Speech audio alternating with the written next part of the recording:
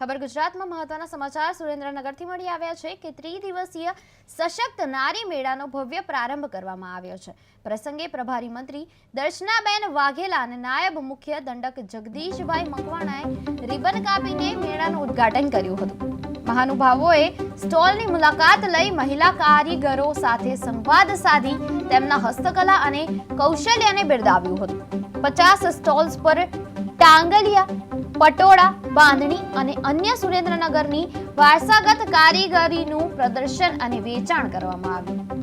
મંત્રીએ લોકોએ મેળાની મુલાકાત લઈને બહેનો દ્વારા તૈયાર કરાયેલા સ્વદેશી ઉત્પાદનો ખરીદી તેમને પ્રોત્સાહિત કરવા અપીલ કરી છે। આ મેળો વોકલ ફોર લોકલ અને સ્વદેશી અપનાવો અભિયાનને ચરિતાર્થ કરે છે। જૂથ દ્વારા જે બહેનો કામ કરી રહી છે અને એના એક્ઝિબિશનનું આજે ઉદ્ઘાટન કર્યું છે।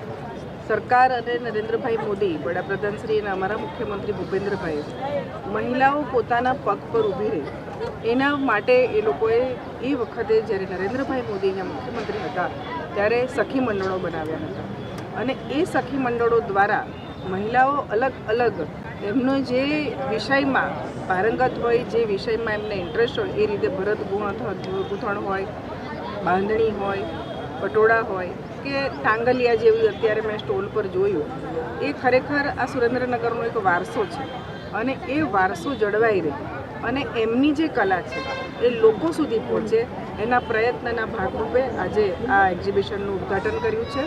અને આ ઉદ્ઘાટનમાં હું દરેક સ્ટોલ પર ગઈ છું અને દરેક સ્ટોલ પર મહિલાઓ ખૂબ સરસ રીતે અને કામ કરી અને એનું પ્રદર્શનમાં મૂકીને આજે વેચાણ કરવાની છે। 2-3 દિવસ સુધી આ વેચાણ થવાનું છે। સુરેન્દ્રનગરના દરેક લોકોને અને આજુબાજુના લોકોને પણ હું ખાસ વિનંતી કરું છું કે આ એક્ઝિબિશન જે છે એની મુલાકાત લઈ આ જે બહેનો સરસ કામ કર્યું છે એ બહેનો પાસેથી એમને જે વસ્તુ ગમે એની ખરીદી કરે। હમણાં નરેન્દ્રભાઈ મોદીએ એક ખૂબ મોટો આપણે એક વિષય લઈને ચાલી રહ્યા છે કે સ્વદેશી અપનાવીએ, તો આ સ્વદેશી અપનાવીએ અને આપણી જે ઓલ્ડ ઇઝ ગોલ્ડની આપણામાં કહેવત છે કે ઓલ્ડ છે એ ગોલ્ડ છે અને એ વસ્તુઓ લઈ અને આપણે આ બહેનોને પગભર કરીએ, એમને પ્રોત્સાહન આપીએ એ જ આશય છે। અને આજે મારી સાથે અમારા મુખ્ય દંડક જગદીશભાઈ, અમારા ધારાસભ્ય કિરીટસિંહ રાણાજી, અમારા પ્રકાશભાઈ, અહીંયા અમારા પ્રમુખ પણ છે, અમારા કેપીભાઈ અને બધા